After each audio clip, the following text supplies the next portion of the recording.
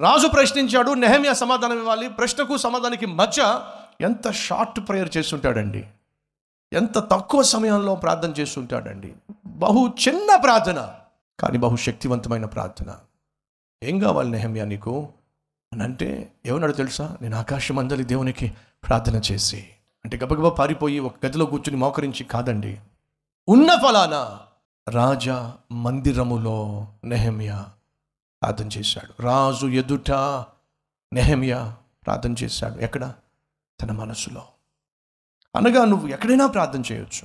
ఉద్యోగం చేస్తున్న చోట నీ మనసులో ప్రార్థన చేసుకుంటూ నువ్వు ఉద్యోగం చేయొచ్చు. వంట చేస్తున్నప్పుడు నువ్వు ప్రార్థన చేస్తూ వంట చేయొచ్చు. బట్టలు ఉతుకుతున్నప్పుడు నువ్వు దేవునితో మాట్లాడుతూ బట్టలు ఉతకచ్చు.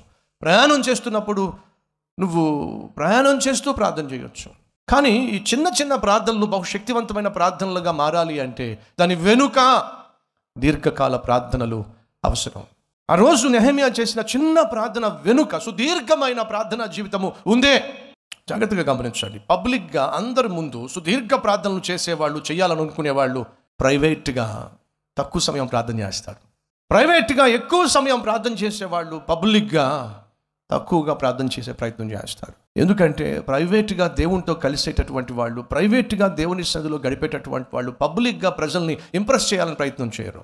సుదీర్ఘమైన ప్రార్థన 4 నెలలు పట్టు విడవకుండా చేసిన ప్రార్థన ఫలితంగా బహు క్లుప్త ప్రార్థన చేశాడు.